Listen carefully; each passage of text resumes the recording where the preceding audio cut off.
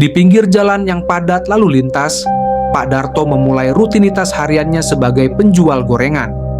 Di dekatnya terdapat ember adonan dan kotak plastik untuk menyimpan uang kembalian. Dengan telaten ia menyiapkan setiap potongan gorengan. Potongan demi potongan tempe diiris rapi dan diletakkan dalam sebuah wadah.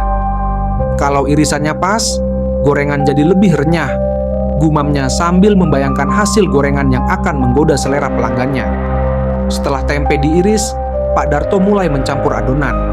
Tepung, air, dan bumbu ia tuang dalam ember besar. Tangannya cekatan mengaduk hingga adonan tercampur rata.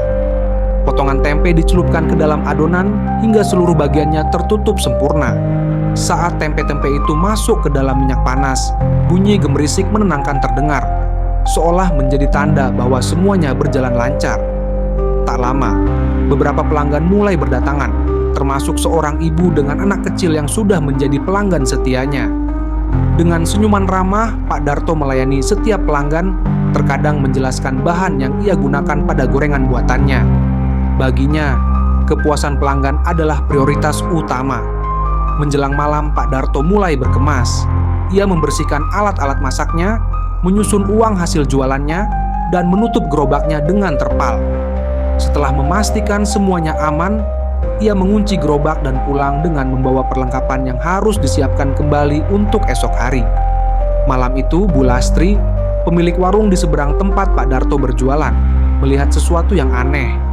Di dekat gerobak Pak Darto yang sudah tertutup, tampak sosok hitam berdiri kaku seolah sedang mengamati gerobak tersebut. Sosok itu tidak bergerak dan terlihat lebih gelap dari bayangan biasa. Perasaan penasaran bercampur ketakutan mulai menyelimuti Bu Lastri saat ia terus memperhatikan sosok misterius itu. Beberapa malam kemudian, Bu Lastri yang masih penasaran memberanikan diri mendekati gerobak Pak Darto. Dengan tangan gemetar, ia menarik sedikit terpal gerobak. Namun, ia terkejut ketika melihat sosok kepala buntung dengan rambut ikal dan mata yang melotot tajam sedang mengunyah sisa gorengan di dalam gerobak. Dengan rasa takut yang mencekam, Bu Lastri segera menutup terpal dan bergegas pergi. Tubuhnya bergetar ketakutan. Seminggu kemudian, kabar duka tersebar di lingkungan sekitar. Istri Pak Darto ditemukan meninggal dengan tanda merah melingkar di lehernya, mirip bekas jeratan tali.